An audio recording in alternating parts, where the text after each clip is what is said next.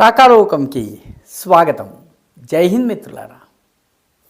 Cockroach Janata party ప్రొటెస్ట్ల విషయంలో కానీ, లోకసభను ముట్టడించేటటువంటి విషయంలో కానీ కేంద్ర ప్రభుత్వం, ముఖ్యంగా ఢిల్లీ ప్రభుత్వము ఢీలాగా వ్యవహరించాయి.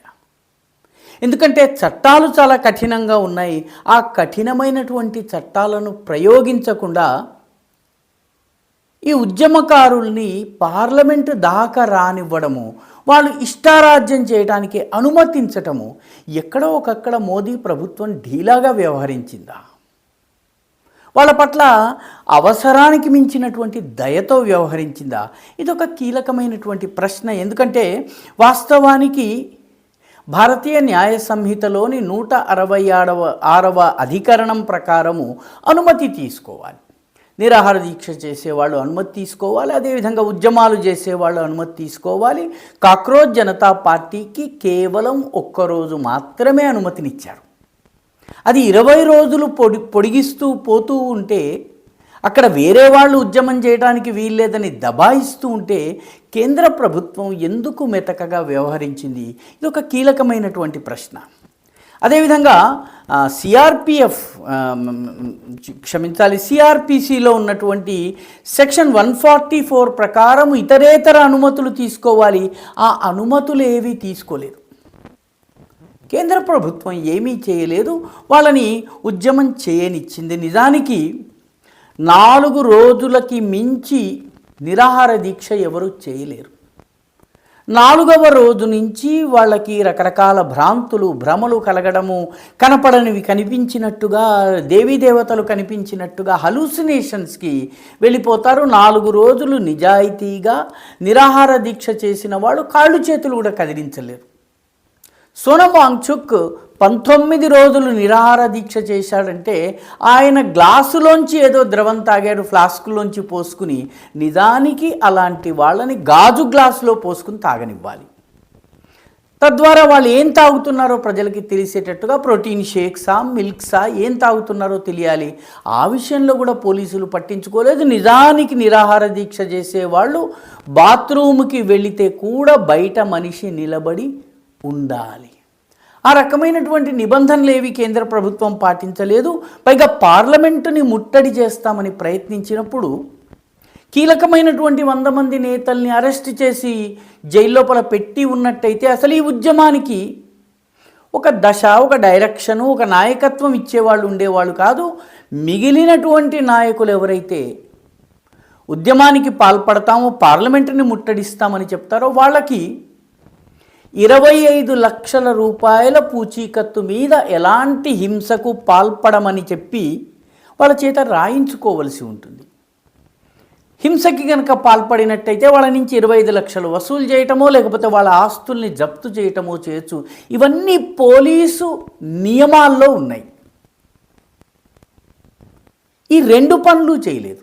నాయకుల్ని అరెస్టు చేయలేదు, రెండవది వీళ్ళ దగ్గర నుంచి 25 లక్షల పూచీకత్తు కూడా రాసుకోలేదు. పర్యవసానంగా వీళ్ళు అక్కడికి రాళ్ళు విసిరేటటువంటి మూకని తీసుకొచ్చి పార్లమెంటు దగ్గర హింసకి పాల్పడ్డారు. పైగా ట్రైడ్ అండ్ టెస్టెడ్ పాలెస్టీనా ఫార్ములాని ఉపయోగించారు. ఆడపిల్లల్ని ముందు పెట్టారు. సో పోలీసులు చేసే ఏ ప్రతిచర్య అయినా దాని మొదటి దెబ్బ ఆడపిల్లలకి తగిలేలాగా అసలైనటువంటి ఉద్యమకారులు, రాళ్ళు విసిరేవాళ్ళు, ఈ ప్లానింగ్ ఉన్నటువంటి వాళ్ళందరూ కూడా వెనకుండి ఆడపిల్లల్ని ముందు పెట్టారు. ఇదొక పథకంలో భాగంగా జరిగింది. దీనిని పోలీసులు ఎందుకు అరికట్టలేకపోయారు? అంతేకాదు, ఈ రకమైనటువంటి ధర్నా జరుగుతుంటే ప్లెయిన్ క్లోత్స్లో చాలామంది పోలీసులు ముందస్తుగానే అక్కడికి వస్తారు. మహిళా పోలీసులు కూడా మామూలు డ్రెస్సులో చాలా పెద్ద సంఖ్యలో అక్కడ ఉండి ఉద్యమకారులు ఏమాత్రం హింసకి పాల్పడినా అక్కడికక్కడ వాళ్ళని అరెస్ట్ చేయటము, లేదా వాళ్ళని పిన్ డౌన్ చేయటము చేయాలి.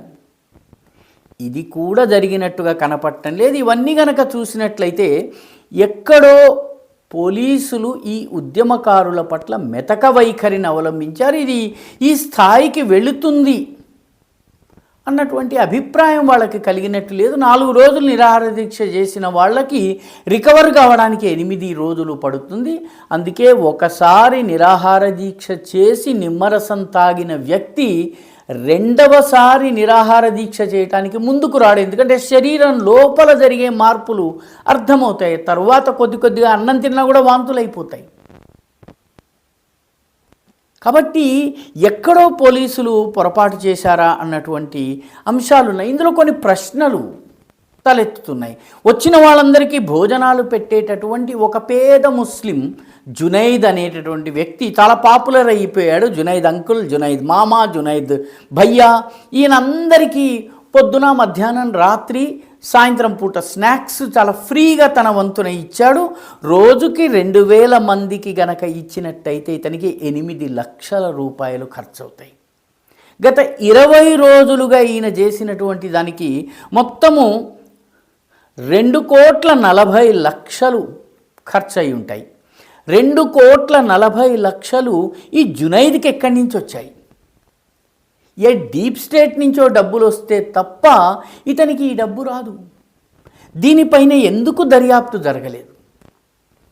ఈ జునైద్కి డబ్బు ఎక్కడి నుంచి వస్తుంది? ఏ అకౌంట్ నుంచి ఇతని డబ్బులు ఇతని ఖాతాల్లోకి డబ్బులు వస్తున్నాయి? దీని గురించి ఎందుకు చర్చ జరగలేదు? వీళ్ళతో పాటు హఫీజ్ అఫ్జల్ అనేటటువంటి మరొక వ్యక్తి ఈ ఉద్యమంలో అన్ని చోట్ల కనిపించాడు. ఈ హఫీజ్ అఫ్జల్ ఎవరైతే ఉన్నారో ఇతను సీలంపూర్కి చెందినవాడు. ఢిల్లీలోని అత్యంత మతోన్మాద శక్తులు నివసించే సీలంపూర్ 2020 ప్రాంతాల్లో ఏదైతే ఈస్ట్ ఢిల్లీ కమ్యూనల్ రైట్స్ జరిగినాయి అదంతా కూడా సీలంపూర్ కేంద్రము. ఆ ప్రాంతానికి చెందినటువంటి ఈ వ్యక్తికి ఉన్నటువంటి క్రిమినల్ బ్యాక్గ్రౌండ్ని గుర్తించి కూడా పోలీసులు ఎందుకు చర్య తీసుకోలేదు? అంటే ఇతను ఎక్కడికి వెళ్తే అక్కడ మత కల్లోలాలు, హడావుళ్ళు, రాళ్ళు విసరడాలు ఇటువంటివన్నీ జరుగుతాయి. అయినప్పటికీ కూడాను యాక్షన్ తీసుకోలేదు ఈ వ్యక్తి యొక్క బ్యాక్గ్రౌండ్ తెలిసి కూడా. కాబట్టి ఢిల్లీ ప్రభుత్వం ఈ విషయంలో ఢిల్లీ ప్రభుత్వాన్ని, ఢిల్లీ పోలీసుల్ని, ముఖ్యంగా ఈ ఉద్యమాన్ని కవర్ చేస్తున్నటువంటి పోలీసులు కొంచెం ఢీలాగా వ్యవహరించారా అన్నటువంటి అనుమానం వస్తుంది. ఇలాంటి వ్యక్తే మరొకడు అర్షద్. ఈ అర్షద్ రాళ్ళు విసరడంలో ఉద్దండు. ఇతనికి పోలీసుల మీద, ప్రభుత్వ అధికారుల మీద చాలా కోసుగా ఉండేటటువంటి రాళ్ళు విసరడంలో అత్యద్భుతమైన ప్రావీణ్యం ఉంది. ఇతను ఉద్యమం బయలుదేరగానే, ఊరేగింపు బయలుదేరగానే ఆ ఊరేగింపులో ముందులో ఆడవాళ్ళ వెనుక ఉన్నటువంటి వ్యక్తి ఈ అర్షద్ని ఎందుకు అప్పటికప్పుడు అరెస్ట్ చేయలేదు? పోలీసులు అతను రాళ్ళు విసిరి, పోలీసులు గాయపడి, పోలీసులకు రక్తమోడేలాగా పోలీసులకు సంబంధించిన వాహనాలు ధ్వంసమయ్యేదాకా కూడాను ఎలాంటి యాక్షన్ ఎందుకు తీసుకోలేదు? పోలీసులు అర్థం చేసుకోవలసినటువంటి విషయం ఏంటంటే, ఢిల్లీలో ఈ అల్లర్లు ఏవైతే జరిగినాయో వీటికి మద్దతుగా ఒక ప్రకటన వెలువడింది. ఆ ప్రకటన మన దేశం నుంచి కాదు, బంగ్లాదేశ్ నుంచి వెలువడింది. బంగ్లాదేశ్లోని జమాతే ఇస్లామీ ఢిల్లీలో అల్లర్లు చేసి, ఇష్టారాజ్యం చేసి, పార్లమెంటుని ముట్టడించి హింసకు పాల్పడినటువంటి వీళ్ళందరినీ కూడా హీరోలుగా అభివర్ణిస్తూ మీకు మా పూర్తి మద్దతు ఉంటుంది అని చెప్పారు. ఢిల్లీలో ముఖ్యంగా జమునాపార్ ప్రాంతంలో బంగ్లాదేశీయుల సంఖ్య చాలా ఎక్కువ. జమాతే ఇస్లామీ ఈ ప్రకటనకి ఢిల్లీలో ఉన్నటువంటి బంగ్లాదేశీ పాపులేషన్కి ఏదైనా సంబంధం ఉందా?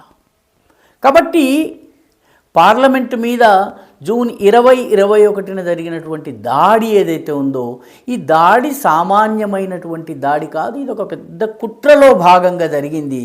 ఢిల్లీ పోలీసులు తీసుకోవలసినటువంటి జాగ్రత్తలు ఎందుకు తీసుకోలేదు? వ్యవహరించవలసినంత కఠినంగా ఎందుకు వ్యవహరించలేదు? ఈ ప్రశ్నలు అడగాల్సినటువంటి సమయం వచ్చింది.